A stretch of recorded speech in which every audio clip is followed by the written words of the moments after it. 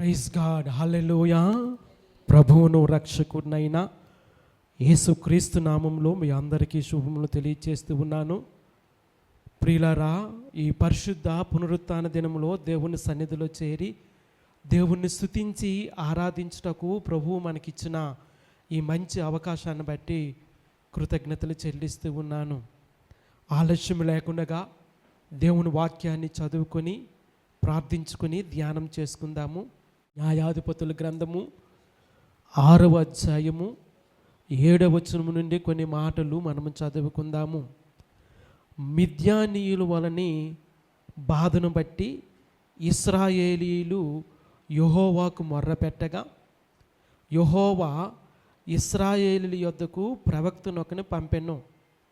అతడు వారితో ఇలాగు ప్రకటించెను: ఇశ్రాయేలీయుల దేవుడైన యెహోవా సెలవిచ్చినదేమనగా, నేను ఐగుప్తులో నుండి మిమ్మును రప్పించి దాసుల గృహములో నుండి మిమ్మును తోడుకుని వచ్చి తిని, ఐగుప్తీయుల చేతిలో నుండి మిమ్మును బాధించిన వారందరి చేతిలో నుండి మిమ్మును విడిపించి మీ ఎదుటి నుండి వారిని తోలివేసి వారి దేశమును మీకు ఇచ్చి తిని, మీ దేవుడైన యెహోవాను నేనే.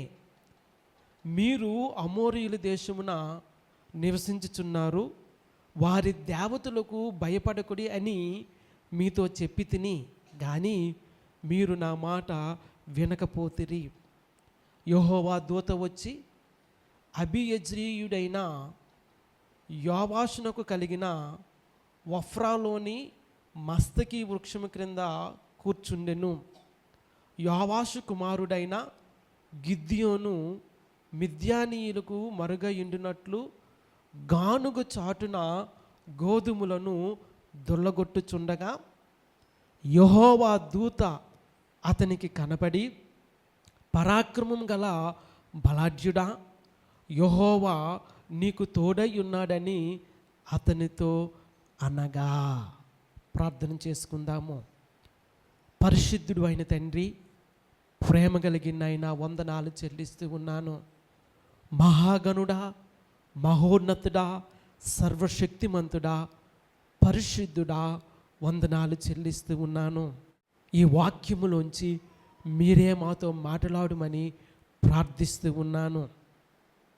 మీ కృప చూపించండి. దాసుడు తన యజమానుడి వైపు చూస్తూ ఉండినట్లుగా, దాసురాలు తన యజమానురాలు చేతి వైపు చూస్తూ ఉండినట్లుగా ఆశతో మీ వైపు ఎదురు చూస్తూ ఉన్నాము దేవా. మీరు మాతో మాట్లాడమని, మాకు బోధించమని ప్రార్థిస్తూ ఉన్నాను. మీ కృప చూపించండి. నిండు మనసుతో వందనాలు చెల్లిస్తూ స్తుతిస్తూ మీ దయించుమని ప్రార్థన చేస్తూ కృతజ్ఞతలు చెల్లిస్తూ యేసుక్రీస్తు నామములో స్తుతించి ప్రార్థిస్తూ ఉన్నాను, కొనియాడుతూ ఉన్నాను, ఘనపరుస్తూ ఉన్నాను. జీవము గల పరమ తండ్రి, ఆమేన్. దై విల్ బీ డన్, నీ చిత్తము నెరవేర్చబడునుగాక అనే ఈ సిరీస్లో ప్రియులారా, ఈరోజు గిద్యోనును గూర్చినటువంటి సందర్భాన్ని మనము ధ్యానం చేసుకుందాము. ప్రియులారా, న్యాయాధిపతుల గ్రంథంలో గిద్యోను ఒక ప్రత్యేకమైనటువంటి వ్యక్తిగా మనకు కనబడతా ఉన్నాడు. న్యాయాధిపతుల గ్రంథంలో దేవుడు అనేక మంది న్యాయాధిపతులను ఏర్పాటు చేసి తన ప్రజలను శత్రువుల చేతిలో నుండి విడిపించడము మనకు స్పష్టంగా కనపడతా ఉంది. మిగతా న్యాయాధిపతులందరికంటే గిద్యోనుకు ఎక్కువ స్పేస్ అనేది ఇవ్వబడింది. గిద్యోను నివసిస్తున్నటువంటి ఆ దినాల్లో ఇశ్రాయేలు ప్రజలు మిక్కిలి దీనస్థితిలో, మిక్కిలి హీనస్థితిలో ఉండినట్లుగా దేవుని వాక్యము మనకు తెలియచేస్తూ ఉంది. 6వ అధ్యాయం 3వ వచనం: ఇశ్రాయేలీయులు విత్తనం విత్తిన తరువాత మిద్యానీయులు అమాలేకీయులను తూర్పున నుండి వారును తమ పశువులను గుడారములను తీసుకుని మిడుతుల దండంత విస్తారముగా వారి మీదకు వచ్చి వారి ఎదుట దిగి గాజాకు పోవునంత దూరము భూమి పంటను పాడు చేసి ఒక గొర్రెను కానీ ఎద్దును కానీ గాడిదను కానీ జీవన సాధనమైన మరి దేనిని కానీ ఇశ్రాయేలీలకు ఉండనీయలేదు. వారును వారి ఒంటెలను లెక్కలేకయుండెను. దేశమును పాడు చేయుటకు వారు దానిలోనికి వచ్చిరి. ఇశ్రాయేలీలు మిద్యానీయుల వలన మిక్కిలి హీనదశకు వచ్చినప్పుడు, సంవత్సరం అంతా పంట పండిస్తూ ఉన్నారు, ఇంకా ఆ పంటకి చేతికి వస్తుంది అని అనుకున్నప్పుడు శత్రువు వచ్చి ఆ పంటను తీసుకొని వెళ్ళిపోతూ ఉంటే ఏమీ చెయ్యలేక నిశ్చేష్టులై నిస్సహాయ స్థితిలో ఉండిపోయిన పరిస్థితి ఇశ్రాయేలీలది. They cannot do anything. శత్రువు వచ్చి ఆ పంటను తీసుకొని వెళ్ళిపోతూ ఉంటే వారు చూడగలుగుతూ ఉన్నారు కానీ ఏమీ చెయ్యలేనటువంటి పరిస్థితి. ప్రియులారా, ఎటువంటి దుర్భరమైన పరిస్థితిలో ఉన్నారో ఈ సంగతి మనకు తెలియచేస్తూ ఉంది. ఇశ్రాయేలీలు ఆర్థికంగా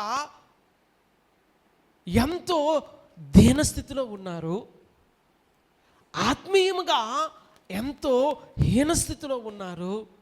ప్రియులారా, వారిని రక్షించేవారు లేక పొలిటికల్గా కూడా ఎంతో బలహీనమైన స్థితిలో ఉన్నారు. అటువంటి పరిస్థితుల్లో వారు దేవునికి మొరపెడతా ఉన్నారు. 6వ అధ్యాయము 6వ వచనం మరొకసారి చదువుతూ ఉన్నాను. దేశమును పాడు చేయుటకు వారు దానిలోనికి వచ్చిరి.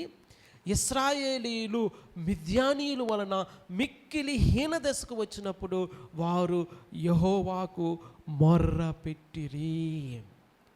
మిక్కిలి హీనదశకు వచ్చినప్పుడు, మిక్కిలి నిస్సహాయమైన పరిస్థితిలోకి వచ్చినప్పుడు ఇశ్రాయేలీలు దేవుణ్ణి వెతకడము మనము చూస్తూ ఉన్నాము. ప్రియులారా, ఇది చాలా విచారకరమైనటువంటి పరిస్థితి, చాలా దురదృష్టకరమైనటువంటి పరిస్థితి. దేవుడు తన ప్రవక్తలను పంపించి, దేవుడు తన దూతను పంపించి వారికి హెచ్చరిక చేస్తూ ఉన్నాడు. ప్రియులారా, దయచేసి ఒక విషయాన్ని గమనించండి. దేవుడు తన ప్రజలకు తీర్పు తీర్చే ముందు లేదా తన ప్రజలను అన్యుల చేతికి అప్పగించే ముందు, తన ప్రజలను శత్రువుల చేతికి అప్పగించే ముందు దేవుడు హెచ్చరిక చేస్తాడు. తన దూతను పంపించి హెచ్చరిక చేస్తూ ఉన్నాడు, అలాగే ప్రవక్తలను పంపించి హెచ్చరిక చేస్తూ ఉన్నాడు.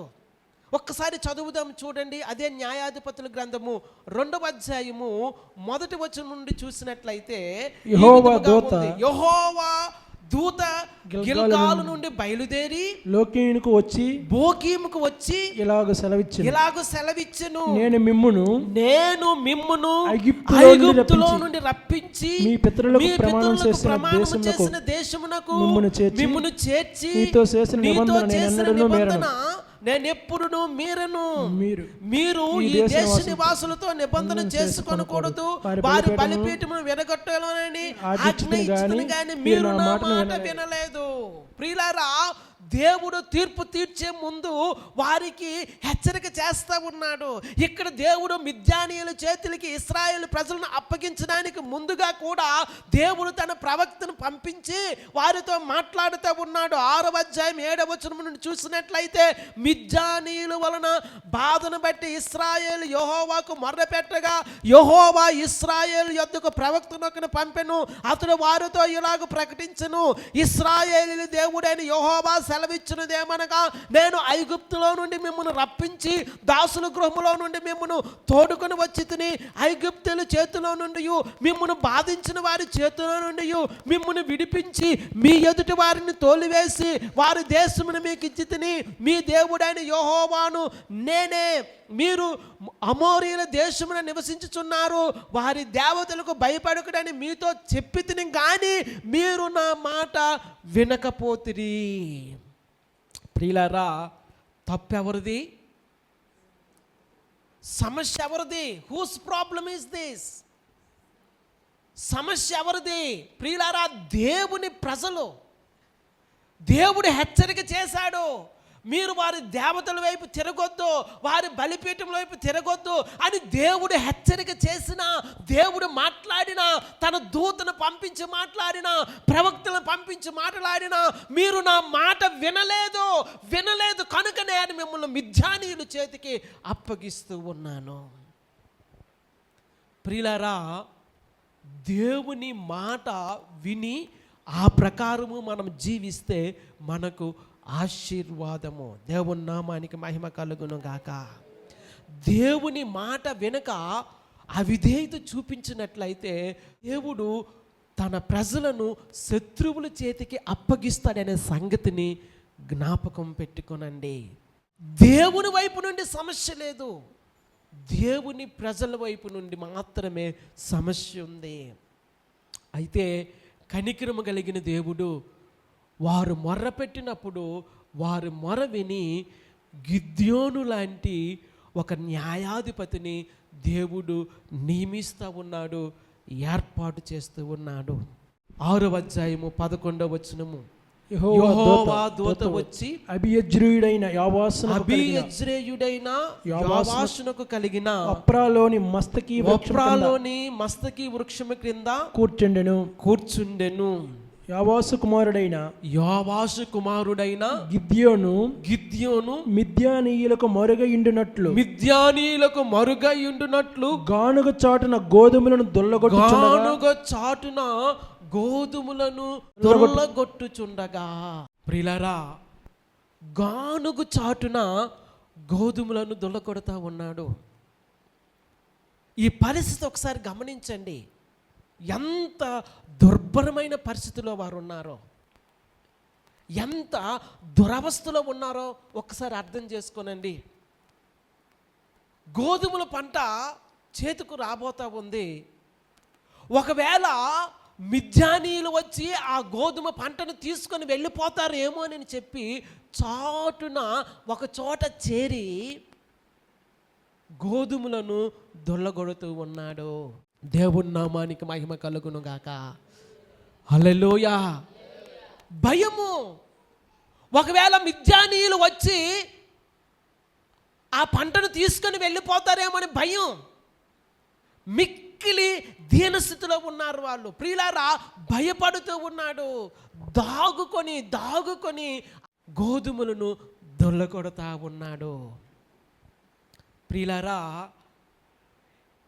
గిద్యోను యొక్క చరిత్ర 6, 7, 8 అధ్యాయాల్లో చదివినప్పుడు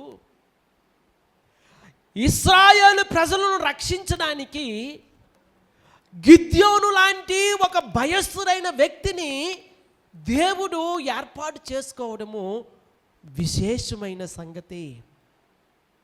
ప్రియులారా, గిద్యోను చాలా భయస్థుడు. గిద్యోను యొక్క తల్లిదండ్రులు బయలుదేవతను ఆరాధిస్తూ ఉన్నారు. అటువంటి బ్యాక్గ్రౌండ్ కలిగినటువంటి, ప్రియులారా, ఎన్నిక లేనటువంటి బ్యాక్గ్రౌండ్లోంచి, బలహీనమైనటువంటి, ధైర్యము లేనటువంటి, విశ్వాసము కనపరచలేనటువంటి ఒక వ్యక్తిని దేవుడు ఇశ్రాయేలుని విడిపించడానికి న్యాయాధిపతిగా వాడుకుంటూ ఉన్నాడు. దేవుని నామానికి మహిమ కలుగును గాక. ప్రియులారా, దేవుడు తన చిత్తములో ఒక కార్యాన్ని జరిగించాలి అంటే ఎటువంటి బలహీనమైన వ్యక్తినైనా తన చేతిలో సాధనముగా వాడుకోగలడు. దేవుని నామానికి మహిమ కలుగును గాక. ప్రియులారా, ఎటువంటి బలహీనమైన వ్యక్తి అయినా, జ్ఞానము లేకపోవచ్చు, చదువు లేకపోవచ్చు, తలాంతులు లేకపోవచ్చు, నైపుణ్యత లేకపోవచ్చు, ప్రత్యేకమైనటువంటి అర్హతలు లేకపోవచ్చు, కానీ ప్రియులారా, దేవుడు నిర్ణయించినట్లయితే, దేవుడు ఉద్దేశించినట్లయితే, దేవుని చిత్తములో మనం ఉండినట్లయితే ఎంత నాసిరకమైన పాత్రనైనా దేవుడు సాధనముగా వాడుకోగలడు. ప్రియులారా, నేను ఎప్పుడూ ఒక విషయాన్ని చెప్తూ ఉన్నాను. దేవుడు ఎప్పుడు కూడా మన ఎబిలిటీని చూడడు. దేవుడు ఎప్పుడు కూడా మన అవైలబిలిటీని చూస్తాడు.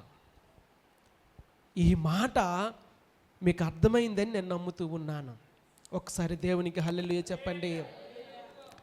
దేవుడు ఎప్పుడు కూడా మనకు ఎంత సామర్థ్యం ఉంది, ఎంత నైపుణ్యత ఉంది, ఎంత జ్ఞానం ఉంది, ఎంత తెలివితేటలు ఉన్నాయి, ఎన్ని తలాంతులు ఉన్నాయని చూడడు.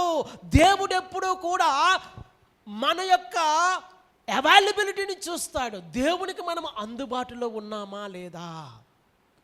మనము అందుబాటులో ఉండినట్లయితే మనము ఎంత బలహీనులమైనా, ఎంత శక్తిహీనులమైనా, ప్రియులారా, ఎటువంటి తలాంతులు మనకు లేకపోయినా తన కొరకు మనలను ఆయన వాడుకుంటాడు. దేవుని నామానికి మహిమ కలుగును గాక. కొరింథీయులకు రాసినటువంటి మొదటి పత్రిక 1వ అధ్యాయము 26వ వచనం నుండి చదువుదాము. దయచేసి సహోదరులారా మిమ్మును పిలిచిన పిలుపును చూడుడి. మిమ్మును పిలిచిన పిలుపును చూడుడి. మీలో లోకరీతిని జ్ఞానులైనను ఘనులైనను గొప్ప వంశము వారైనను అనేకులు పిలువబడలేదు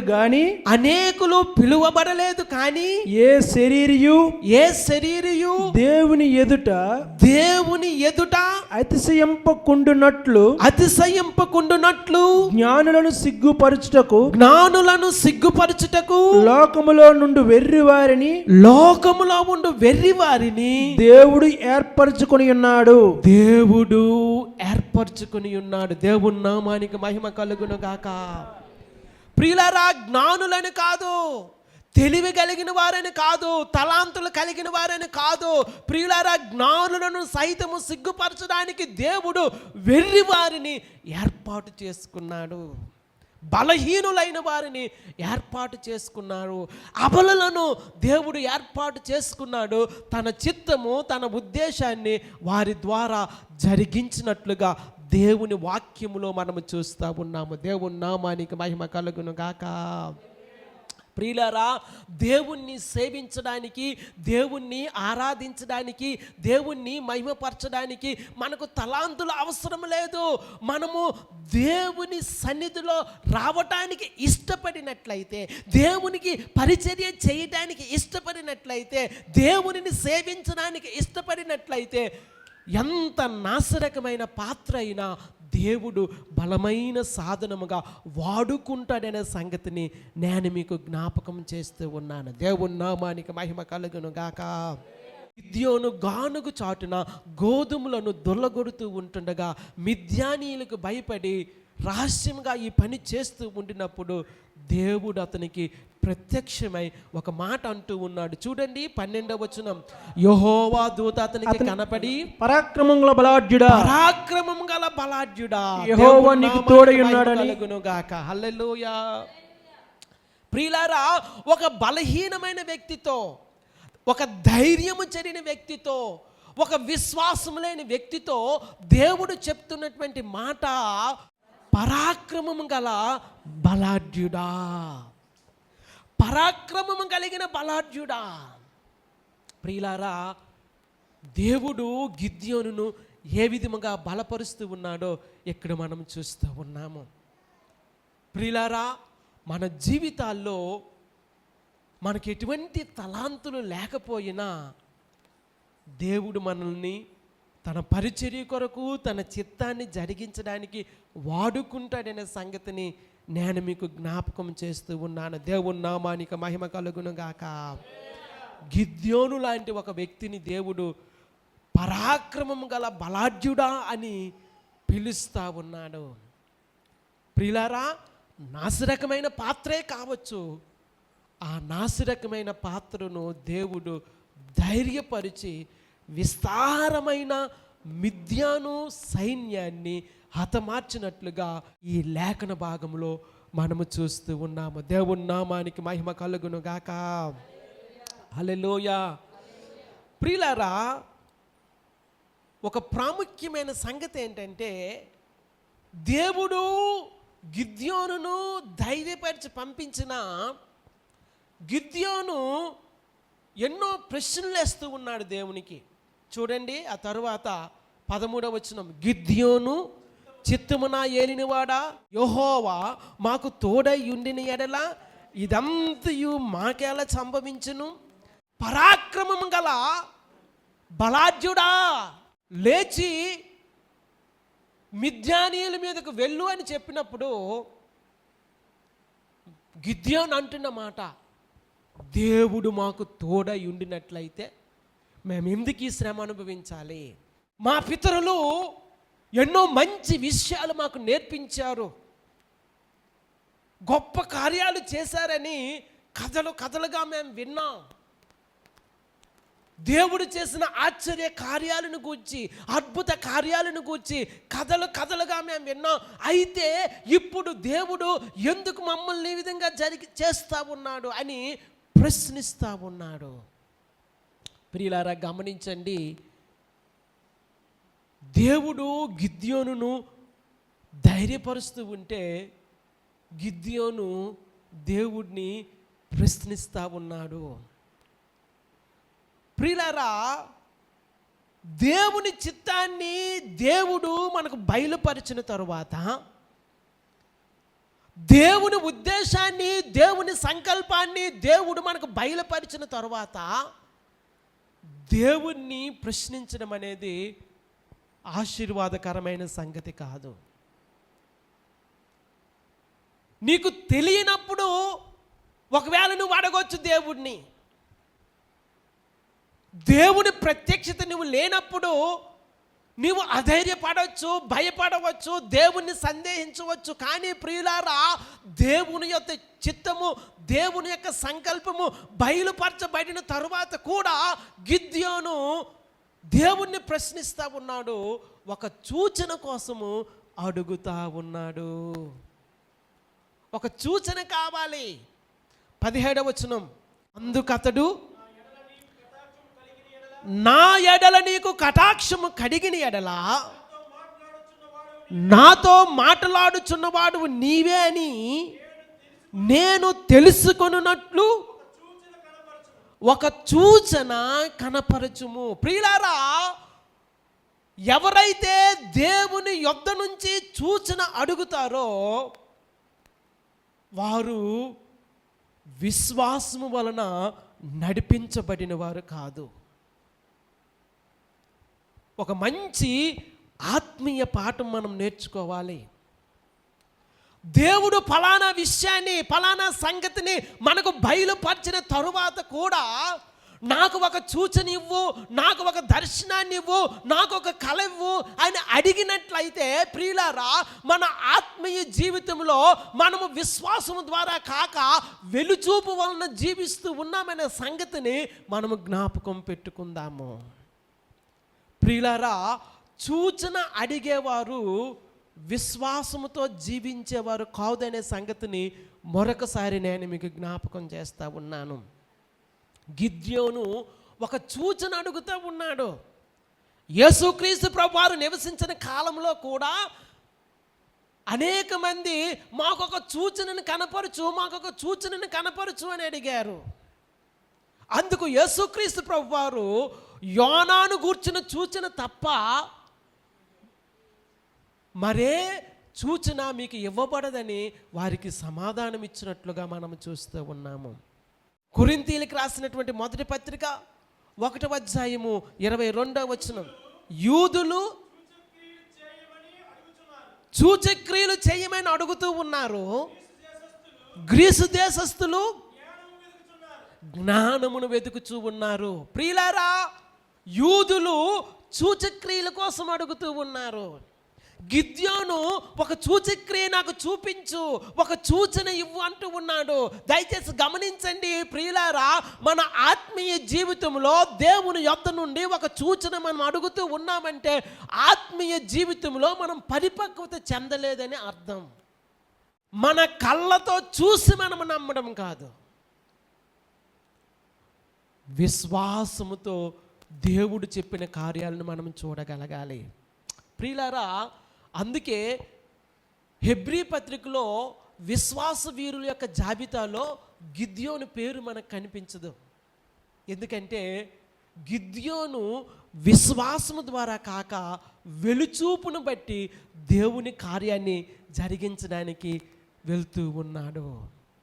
ప్రియులారా, ఏది ఏమైనప్పటికీ ఒక బలహీనమైన పాత్రను తీసుకొని, ఒక బలహీనమైన వ్యక్తిని తీసుకొని తన ప్రజలను దేవుడు విమోచించడానికి ముందుకు కదులుతూ ఉన్నట్లుగా దేవుని వాక్యము మనకు చూపెడతా ఉంది. దేవుని నామానికి మహిమ కలుగును గాక.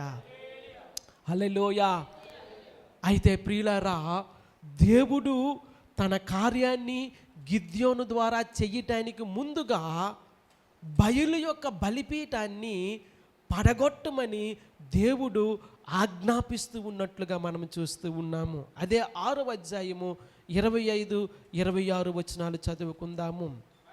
మరియు ఆ రాత్రి అందే యెహోవా నీ తండ్రి కోడెను, అనగా 7 ఏండ్ల 2వ ఎద్దును తీసుకొని వచ్చి నీ తండ్రి కట్టిన బయలు యొక్క బలిపీఠమును పడగొట్టి దానికి పైగానున్న దేవతా స్తంభములను నరికివేసి తగిన ఏర్పాటుతో ఈ బండ కొనను నీ దేవుడైన యెహోవాకు బలిపీఠము కట్టి ఆ 2వ కోడెను తీసుకొని వచ్చి నీవు నరికిన ప్రతిమ యొక్క కర్రతో దహన బలి అర్పించుమని అతనితో చెప్పెను. ప్రియులారా, దేవుడు ఒక కార్యాన్ని చెయ్యాలి అంటే దేవుని విషయంలో ఏదైతే అవిధేయత జరిగిందో అది సరిచేయబడాలి. ఇశ్రాయేలు ప్రజలు దేవుని మాట వెనుక అవిధేయత చూపెడుతూ బయలుదేవతను పూజించడం మనం చూస్తూ ఉన్నాము. స్వయాన గిద్యోను యొక్క తండ్రి అయిన యోవాషు బయలునకు బలిపీఠము కట్టినట్లుగా మనకు కనబడతా ఉంది. కానీ దేవుడు గిద్యోనుని ఏర్పాటు చేసుకొని, ఇదిగో నీవు మొదట నీ తండ్రి కట్టించినటువంటి ఆ బయలుకు కట్టించినటువంటి ఆ బలిపీఠాన్ని ముందు పడద్రోయాలి. దేవుని నామానికి మహిమ కలుగును గాక. ప్రియులారా, ఒక ఆత్మీయ పాఠాన్ని మనము నేర్చుకుందాము. దేవుడు మన ద్వారా ఒక కార్యాన్ని జరిగించాలి అంటే, దేవుడు నీ ద్వారా ఒక కార్యాన్ని జరిగించాలి అంటే, నీ ద్వారా దేవుని చిత్తము జరగాలి అంటే, దేవుని ఉద్దేశం జరగాలి అంటే, దేవుని ప్రణాళిక జరగాలి అంటే, దేవుని సంకల్పం జరగాలి అంటే నీకు దేవునికి మధ్యనున్న ఆటంకము తొలగించబడాలా, అవరోధము తొలగించబడాలా, నీకు దేవునికి మధ్యనున్నటువంటి అసమాధానము తీసివేయబడాలా. ప్రియులారా, దేవుని వాక్యములో మనం చూస్తూ ఉన్నాము. దేవుడు గిద్యోనును పరాక్రమం గల బలాఢ్యుడని పిలిచి ఆయన చేతికి మిద్యానీయులను అప్పగించాలని దేవుడు ఇష్టపడుతూ ఉన్నాడు. కానీ ఒక విషయాన్ని గమనించండి, వారు నిర్మించుకున్న బలిపీఠాలను తొలగించాలి. దేవుడు నీ ద్వారా ఒక కార్యం చెయ్యాలి అంటే మన మట్టుకు మనం నిర్మించుకున్న బలిపీఠాలు ఉన్నాయి కదా, ఆ బలిపీఠాలు మొదట పడద్రోయబడాలి. అసమాధానం అనే బలిపీఠము, అవిధేయత అనే బలిపీఠము, మూర్ఖత్వం అనే బలిపీఠము, తొందరపాటు అనే బలిపీఠము, అహం అనేటువంటి బలిపీఠము ఏదైనా కావచ్చు, దేవుని కార్యానికి ఆటంకముగా ఉన్న ఏదైనా అది ముందు పడత్రోయబడాలా. ప్రియులారా, దేవునికి మనకు మధ్య ఏవైతే ఆటంకాలు ఉన్నాయో అవి పడత్రోయబడిన తరువాత దేవుడు తన పనిని చేయడము ప్రారంభిస్తూ ఉంటాడు. దేవుని నామానికి మహిమ కలుగును గాక. గిద్యోను, నీ చేతికి మిద్యానీయులను నేను అప్పగించాలని చూస్తూ ఉన్నాను. పరాక్రమం కలిగిన బలాఢ్యుడైన గిద్యోను, ఇదిగో నీ చేతికి మిద్యాను సైన్యాన్ని అప్పగించాలని, కొల్ల సొమ్మును అప్పగించాలని నేను చూస్తూ ఉన్నాను. అయితే నీవు ఒక పని చేయవలసి ఉన్నది. అది జరగడానికి ముందుగా బయలుదేవతలకు మీరు బయలుపీఠాలు నిర్మించారు కదా, ఉన్నత స్తంభాలను నిర్మించుకున్నారు కదా, అది మీ జీవితంలోంచి పడద్రోయబడాలి. అయితే గిద్యోను ధైర్యం లేనివాడై ఆ పనిని రాత్రి కాలంలో చేసినట్లుగా మనకు కనబడతా ఉంది. యోవాషు ఒక మంచి మాట అంటూ ఉన్నాడు. మీరు బయలుదేవతకు బలిపీఠాన్ని కట్టాడు కదా, ఎవరో వచ్చి ఆ బలిపీఠాన్ని పడద్రోశాడు. అయితే వాడు దేవత అయినట్లయితే తన పక్షాన తాను వాదించుకోనిమ్ము. నా జీవితాల్లో ఉన్న బలిపీఠము తొలగించబడితేనే కానీ, అంటే అన్య దేవతలకు సంబంధించినటువంటి బలిపీఠము తీసివేయబడితేనే కానీ దేవుడు కార్యము చేయడము ప్రారంభించడు. కనుక అవి తొలగించబడినప్పుడు దేవుడు తన కార్యాన్ని చేయడము మనము చూస్తూ ఉన్నాము. 6వ అధ్యాయము 34వ వచనం, యెహోవా ఆత్మ గిద్యోనును ఆవేశించెను, అతడు బోర ఊదినప్పుడు అబీయెజెరు కుటుంబం వారు అతని యొద్దకు వచ్చిరి. ప్రియులారా, గడిచిన వారంలో ఒక మాట మనం చదువుకున్నాము. దేవుడు ఒక కార్యాన్ని చెయ్యాలి అంటే తన పరిశుద్ధాత్మను మన మీద సంపూర్ణముగా కృమ్మరిస్తాడు. శక్తి చేత కాదు, బలము చేత కాదు, నా ఆత్మ చేత దీన్ని జరిగిస్తాను అని పరిశుద్ధాత్మ దేవుడు బయలుపరిచిన సంగతి మనము చూస్తూ ఉన్నాము. దేవుని నామానికి మహిమ కలుగును గాక. గిద్యోను సాధారణమైన వ్యక్తి, గిద్యోను బలహీనమైన వ్యక్తి, గిద్యోను నాసిరకమైన పాత్ర. కానీ ప్రియులారా, ఆ నాసిరకమైన పాత్ర దేవుని పరిశుద్ధాత్మ చేత నింపబడినప్పుడు, దేవుని ఆత్మ అతనిని కదిలించినప్పుడు, దేవుని ఆత్మ ఆయనను కృమ్మరించబడినప్పుడు, దేవుని ఆత్మ గిద్యోనును ఆవేశించెను. కనుక ఆ కార్యాన్ని చేయడానికి ఆయన పూనుకుంటూ ఉన్నాడు. 7వ అధ్యాయము 9వ వచనం చదివినట్లయితే, ఆ రాత్రి యెహోవా అతనితో ఇట్లనెను, నీవు లేచి దండు మీదకు పొమ్ము, నీ చేతికి దానిని అప్పగించెదను, పోవుటకు నీకు భయమైన ఎడల నీ పనివాడైన పూరాతో కూడా దండుకు దిగిపొమ్ము. ప్రియులారా, అదే చెప్తూ ఉన్నాను. గిద్యోను దేవుని ప్రత్యక్షత పొందిన తర్వాత కూడా, దేవుని చిత్తాన్ని ఎరిగిన తర్వాత కూడా, దేవుని యొక్క సంకల్పాన్ని గ్రహించిన తర్వాత కూడా దేవుని వాక్యములో మనకు కనబడతా ఉంది, ఇంకా భయపడతా ఉన్నాడంట. అప్పటికే దేవుడు ఎన్నో సూచనలు చూపించాడు. ఆయన అర్పణను తీసుకుని రాగా ఆ అర్పణాన్ని తన కర్ర కొనతో ముట్టినప్పుడు అగ్ని ఆ రాతి నుండి బయలుదేరి ఇదిగో అర్పణను దహించి వేసినట్లుగా మనం చూస్తూ ఉన్నాము. ఆ తర్వాత గిద్యోను, దేవా ఇదిగో గొర్రెబొచ్చు ఇక్కడ ఉన్నది, ఆ గొర్రెబొచ్చు మీద మంచు పడకుండా భూమి మీద మాత్రమే మంచు పడాలి అని అన్నప్పుడు దేవుడు ఆ విధముగా చేశాడు.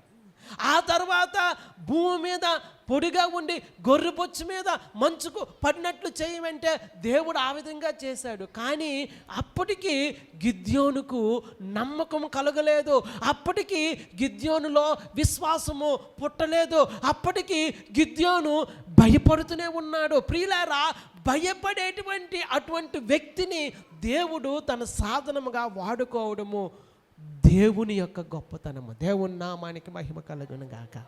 నీవు బలహీనుడివైనా, నీవు భయపడేవాడివైనా, దేవునికి అందుబాటులో ఉంటే దేవుడు నిన్ను వాడుకుంటాడు. దేవుని నామానికి మహిమ కలుగును గాక.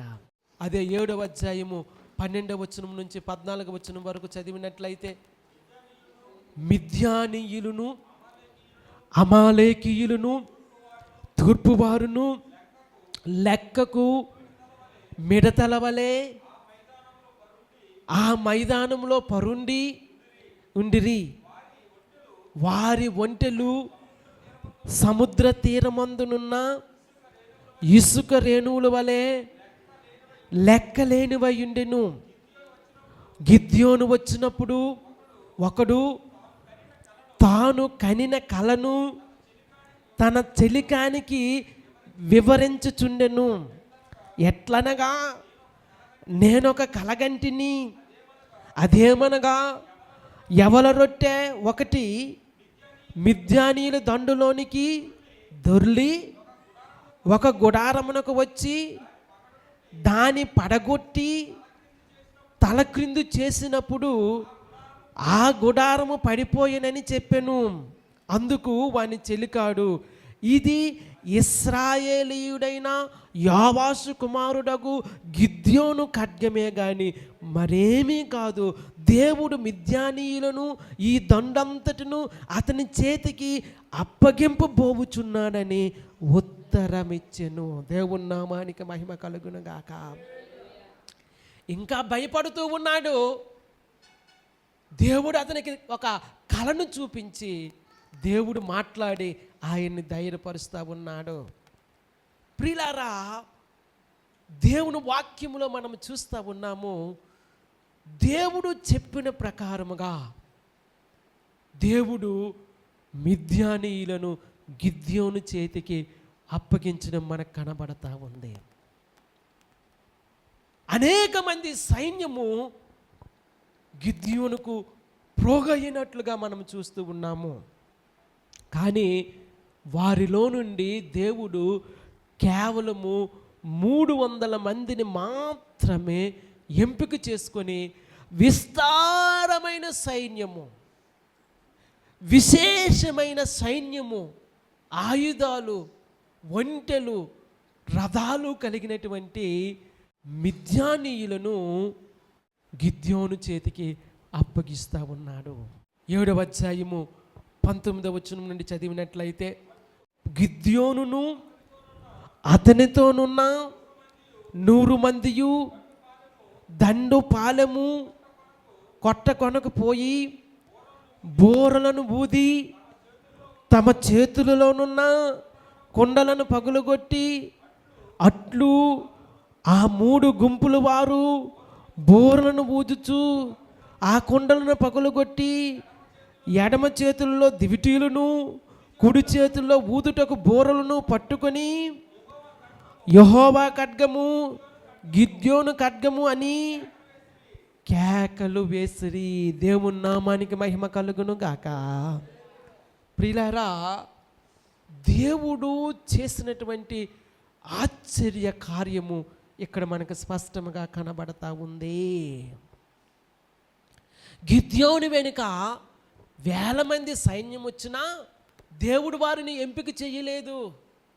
కేవలము 300 మందిని మాత్రము దేవుడు ఎంపిక చేసి విస్తారమైన సైన్యాన్ని వారి చేతికి అప్పగిస్తూ ఉన్నాడు. ప్రియులారా, దేవునికి కావలసినది విస్తారమైన ప్రజలు కాదు. తన ఉద్దేశము చేయడానికి, తన చిత్తము చేయడానికి, తన సంకల్పం జరిగించడానికి అనేక మందిని దేవుడు ఏర్పాటు చేసుకోలేదు. ధైర్యము కలిగి, దేవుని ఆరాధించాలనే తపన కలిగి, దేవుని మహిమపరచాలనే తపన కలిగినటువంటి 300 మందితో దేవుడు గొప్ప సైన్యాన్ని ఓడిస్తూ ఉన్నాడు. దేవుని నామానికి మహిమ కలుగును గాక. విస్తారమైన సైన్యము కాదు దేవునికి కావలసినది, విస్తారమైన జనము కాదు దేవునికి కావలసినది. దేవుని చిత్తము చేయడానికి ఇష్టపడే 300 మంది దేవునికి కావాలి. దేవుని నామానికి మహిమ కలుగును గాక. దేవుని చిత్తాన్ని చేయగలిగినటువంటి, దేవుని ఉద్దేశాన్ని చేయగలిగినటువంటి ఆ 300 మందిలో నీవు ఉండగలవా?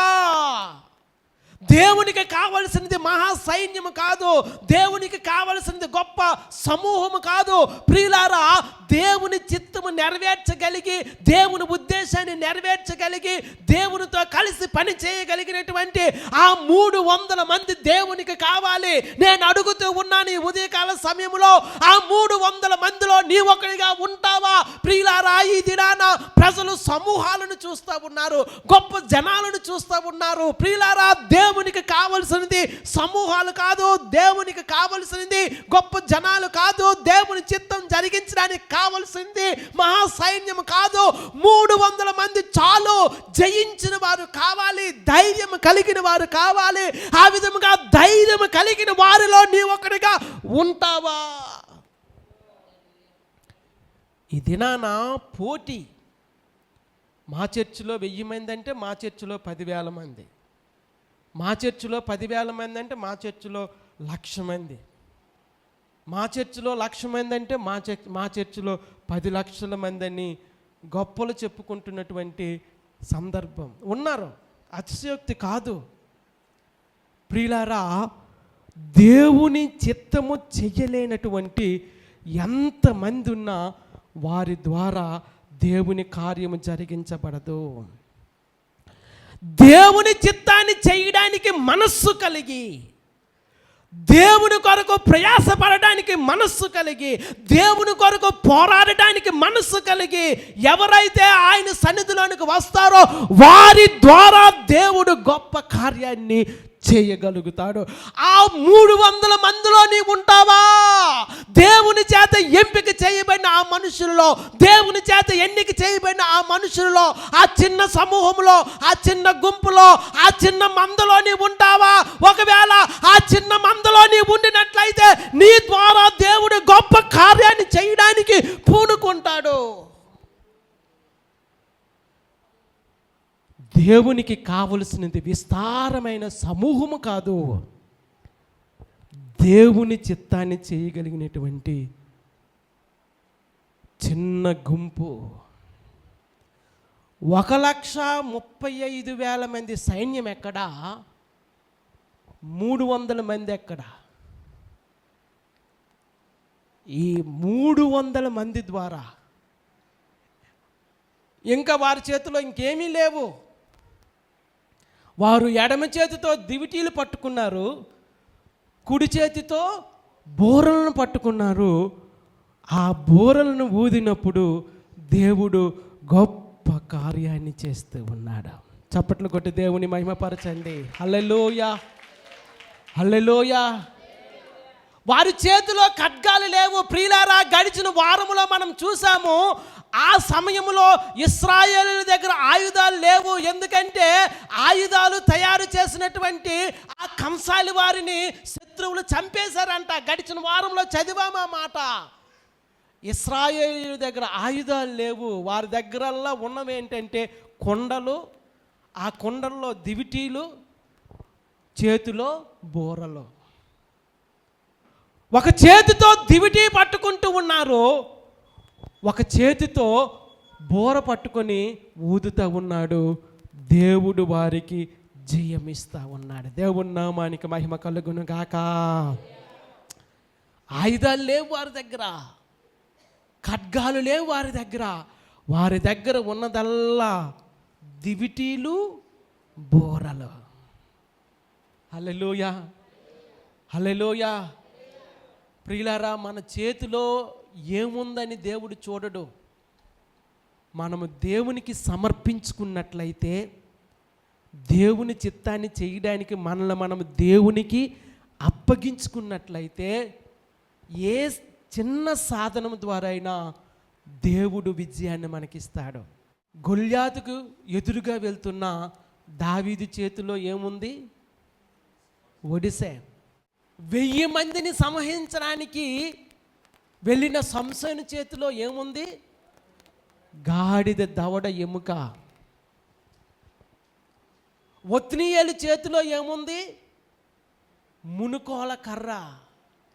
ప్రియులారా, దాని ద్వారా దేవుడు గొప్ప రక్షణను కలుగు చేయగలుగుతాడు.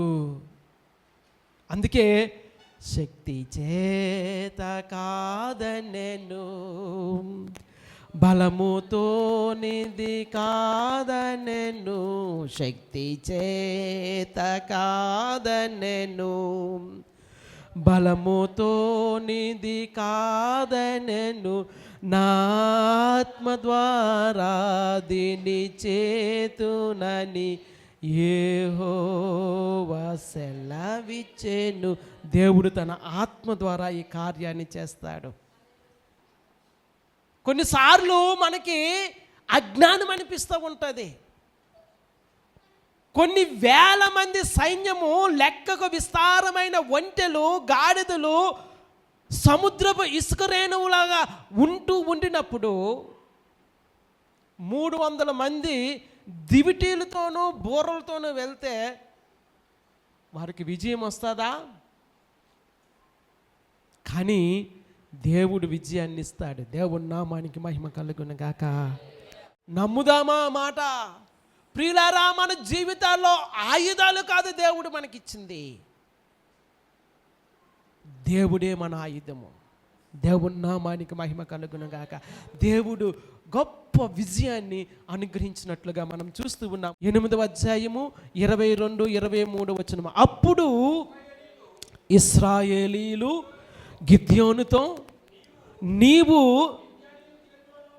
మిద్యానీయుల చేతిలో నుండి మమ్మును రక్షించితివి గనుక నీవును నీ కుమారుడును నీ కుమారుని కుమారుడును మమ్మును ఏలవలనని చెప్పిరి.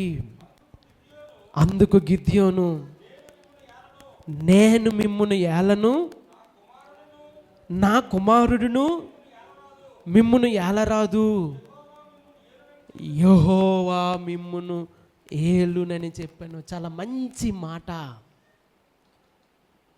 ఎప్పుడైతే దేవుడు అత్యధికమైన విజయాన్ని ఇచ్చాడో, మిద్యానీయులను ఇశ్రాయేలు చేతులకు అప్పగించారో, వారందరూ వచ్చి గిద్యోనుతో అంటున్న మాట, దేవుడు ఇంత గొప్ప విజయాన్ని ఇచ్చాడు గనక, మిద్యానీయుల చేతుల్లో నుండి మమ్మల్ని విడిపించి రక్షించావు గనక నీవే మమ్మల్ని ఏలాలి, మీ కుమారుడే మమ్మల్ని ఏలాలి అన్నప్పుడు గిద్యోను చెప్తున్న మాట, నేను మిమ్ముని ఏలను, నా కుమారుడు మిమ్మల్ని ఏలడు, యెహోవా మిమ్ముని ఏలును. God reigns, Jehovah reigns. దేవుడు మిమ్మల్ని ఏలుతాడు, దేవుడు మిమ్మల్ని పరిపాలన చేస్తాడు. దేవుని అధికారం క్రింద, దేవుని చేతి క్రింద, దేవుని పరిపాలన క్రింద, దేవుని ఏలుబడి క్రింద మీరు ఉంటారని చెప్పి గిద్యోను వారికి నమ్మకమైన సంగతిని తెలియచేస్తూ ఉన్నాడు. ప్రియులారా, ఒక్క మాట, ఈ దినాన మనము ఎవరి చేతి క్రింద ఉన్నాము? ఎవరి ఏలుబడి క్రింద ఉన్నాము? ఎవరు మనల్ని ఏలుతూ ఉన్నారు? ప్రియులారా, ఆ ప్రకారముగా గిద్యోను దేవుని చిత్తాన్ని జరిగించి దేవుని చేతిలో పాత్రగా వాడబడినట్లుగా మనము చూస్తూ ఉన్నాము.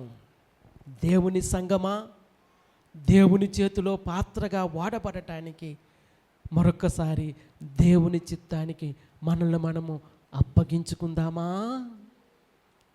దై విల్ బీ డన్, నీ చిత్తము నెరవేర్చబడునుగాక అని మనం ప్రార్థన చేసినప్పుడల్లా మనల్ని మనము దేవునికి అప్పగించుకుందాము. ఆయన చిత్తం పరలోకంలో నెరవేర్చబడుతూ ఉండినట్లుగా ఈ భూమి మీద ఆయన చిత్తాన్ని జరిగించిన దేవుని పిల్లల వలె, దేవుని దాసుల వలె మనము కూడా ఆయనకు అప్పగించుకొని ఆయన చిత్తానికి సమర్పించుకుందాము. అటువంటి కృపను పరిశుద్ధాత్మ దేవుడు మనందరికీ ఇచ్చి నడిపించి దీవించి ఆశీర్వదించునుగాక. ఆమెన్. ప్రార్థన. పరిశుద్ధుడా, వందనాలు చెల్లిస్తూ ఉన్నాను. నాసిరకమైన పాత్ర గిద్యోను లాంటి ఒక వ్యక్తిని మీరు బలపరిచి ధైర్యపరిచి ఇశ్రాయేలీల శత్రువులైన మిద్యానీయులను ఆయన చేతికి అప్పగించిన సంగతిని మేము చూసినప్పుడు మా హృదయాలు కరిగిపోతూ ఉన్నాయి దేవా. నా మట్టుకు నేను ఒక నాసిరకమైన పాత్రనే, భయస్థుడినే. నన్ను ప్రేమించి మీ చిత్తము చేయుటకు మీ చేతిలో సాధనముగా నిలవపెడుతూ ఉన్నందుకు వందనాలు చెల్లిస్తూ ఉన్నాను. ఆ ప్రకారమే ఇక్కడున్న నా సహోదరులను సహోదరులను మీ చేతులకు అప్పగించుకుంటూ ఉన్నాను. గిద్యోను సైన్యం వలె మీ చిత్తానికి అప్పగించబడి ముందుకు కదిలి వెళ్ళినట్లు మీ కృప మాకు చూపించుమని ప్రార్థన చేస్తూ ఉన్నాను. దీవించి దర్శించండి. యేసుక్రీస్తు నామములో స్తుతించి ప్రార్థిస్తూ ఉన్నాను, కొనియాడుతూ ఉన్నాను, ఘనపరుస్తూ ఉన్నాను. జీవము గల పరమ తండ్రి, ఆమేన్.